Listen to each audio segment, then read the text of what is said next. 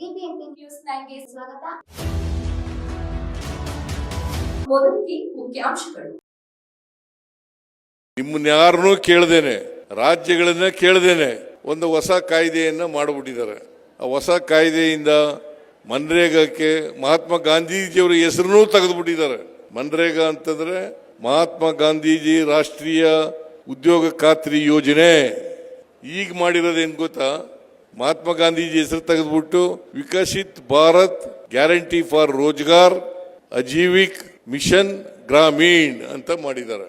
ಅಜೀವಿಕ್ ಗ್ರಾಮೀಣ್ ಅಂತ ಮಾಡಿದ್ದಾರೆ. ಅದರಿಂದ ಈ VBG ರಾಮ್ಜಿ ರದ್ದಾಗಿ ಮತ್ತೆ ಮನ್ರೇಗಾ ಜಾರಿ ಆಗಬೇಕು ಅಂತೇಳಿ ನೀವೆಲ್ಲರೂ ಕೂಡ ಒಂದೇ ವಾಯ್ಸ್ನಿಂದ ಹೇಳಬೇಕು ಅಂತಕ್ಕಂಥ ಮಾತುಗಳನ್ನು ನಿಮ್ಮಲ್ಲಿ ಹೇಳಲಿಕ್ಕೆ ಬಯಸ್ತಾ ಇದ್ದೇನೆ. ಅದರಿಂದ 100 ದಿನ ಕೆಲಸ ಕೊಡ್ತಾ ಇತ್ತು. 100 ದಿನ ಎಲ್ಲಿ ನಿಮ್ಮ ಊರಿನಲ್ಲೇ ನೀವು ಅರ್ಜಿ ಕೊಟ್ಟರೆ ನಮಗೆ ಕೆಲಸ ಬೇಕು ಅಂತ ಹೇಳಿದ್ರೆ ಅದು 15 ದಿನದೊಳಗಡೆ ಕೆಲಸ ಕೊಡಲೇಬೇಕು, ಇಲ್ಲದವರೆ ಕೂಲಿ ಕೊಡಬೇಕು. ಇದು ನಮ್ಮ ಇಂದಿನ ಸರ್ಕಾರ, ಕೇಂದ್ರ ಸರ್ಕಾರ ಮನಮೋಹನ್ ಸಿಂಗ್ರವರು ಪ್ರಧಾನಮಂತ್ರಿಯಾಗಿದ್ದಾಗ ತಂದಿದ್ದಂಥ ಕಾಯ್ದೆ.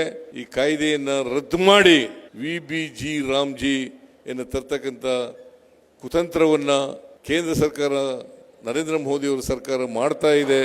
ಅದನ್ನು ವಿರೋಧ ಮಾಡಬೇಕು.